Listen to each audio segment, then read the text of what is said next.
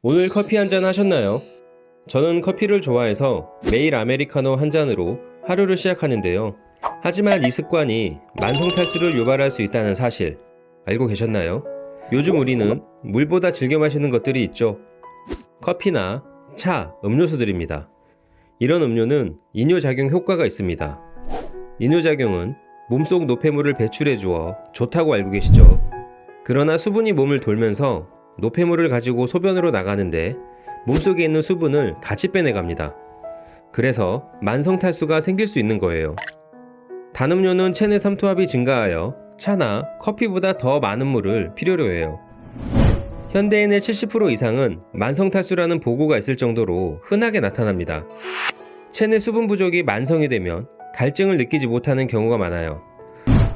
더욱이 나이가 들면 중추신경 기능이 저하되어 갈증도 잘 느껴지지 않아 만성적인 탈수가 발생할 수 있습니다.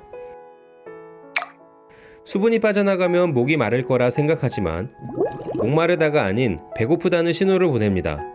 그래서 체중 조절도 실패하게 되는 겁니다. 그럼 물을 많이 마셔야 될까요? 물을 아무리 마셔도 만성탈수는 지속될 수 있습니다. 왜일까요? 물은 인체의 약 70%를 차지합니다. 하지만 인체 내 수분은 단순히 물만으로 이루어져 있지 않아요. 나트륨, 칼슘, 마그네슘 미네랄과 포도당 등의 영양소도 함께 섭취해야 합니다. 그 중에서도 소금은 매우 중요한 성분입니다.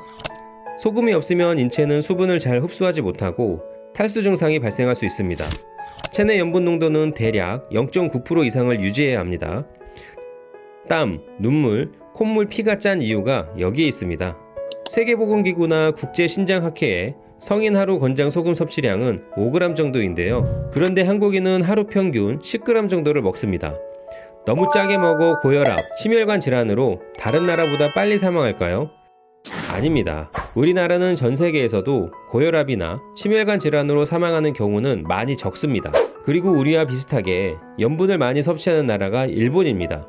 일본은 장수 국가로도 유명하죠. 일본도 고혈압이나 심혈관 질환에 의한 사망률이 우리나라만큼이나 낮습니다. 많은 연구 논문에서 저염식은 인슐린 저항성을 증가시킨다고 밝혔습니다. 인슐린 저항성은 체중 증가와도 관련이 많죠. 저염식으로 식사를 하면 처음에 맛이 없어서 적게 먹게는 되겠지만 체내 소금이 부족해지면 뇌에서 배고픔을 느끼게 해 달달한 게 땡기게 됩니다. 우리의 몸은 몸에 필요한 영양소가 부족해지면 뇌에서 이걸 보충하게끔 명령을 합니다. 이게 몸의 항상성 유지라고 하는데요.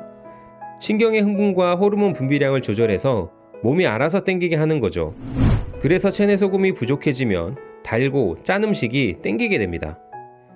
소금이 채워지지 않는 게 반복이 된다면 계속 달달한 걸 먹게 되고 인슐린 저항성도 높아져 비만이 생기는 것입니다. 운동하고 식이요법을 해도 살이 더디게 빠지고 몸이 찌뿌둥하다면 소금 부족일 수 있습니다.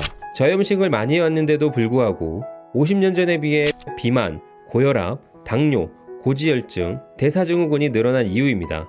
미국 고혈압 학회지에 실린 23건의 연구에 따르면 나트륨 섭취를 하루에 6g 이하로 제한하면 심장마비가 올 확률도 높아진다고 합니다. 소금 섭취량이 감소하면 혈압은 낮아지지만 콜레스테롤이 2.5% 증가하고 중성지방이 7% 증가한다. 심장 건강이 오히려 나빠진다는 얘기입니다. 이렇게 많은 연구들로 사람들의 인식도 바뀌고 있습니다. 염분 부족으로 인한 만성탈수는 혈액량을 줄어들게 합니다.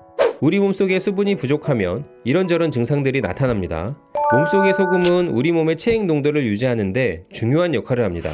혈액의 적혈구는 혈액의 소금 농도가 0.9%가 돼야 제 기능을 충분히 수행하여 온몸에 산소를 원활히 공급할 수 있는데 혈액에 염분이 부족해지면 필수 아미노산을 우리 몸의 곳곳에 실어 나르지 못하다 보니 몸이 무겁고 특별한 이유 없이 피곤해집니다.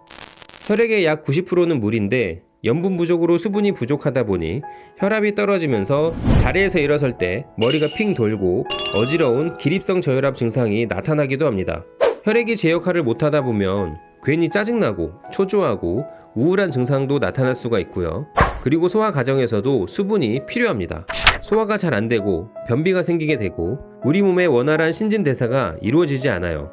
그뿐만 아니라 노폐물 배출도 제대로 되지 않으니까 체지방도 늘고 또 뱃살이 늘고 비만이 올 수 있습니다. 이외에도 소금은 우리 몸에 너무 많은 작용을 합니다. 물과 함께 충분한 소금 섭취하시면 이유 없이 안 좋아졌던 몸이 개선되는 걸 느끼실 수 있을 거예요. 남들이 좋은 효과를 봤다고 무조건 따라한다고 다 좋은 결과를 기대할 수 없습니다. 사람은 개개인의 체질이 다르므로 자기 몸에 맞게 조금씩 늘리거나 줄이셔야 합니다. 자기 몸을 위한 공부는 꾸준히 하셔야 한다는 것입니다. 오늘도 건강한 습관 만들어 가시기 바랍니다. 감사합니다.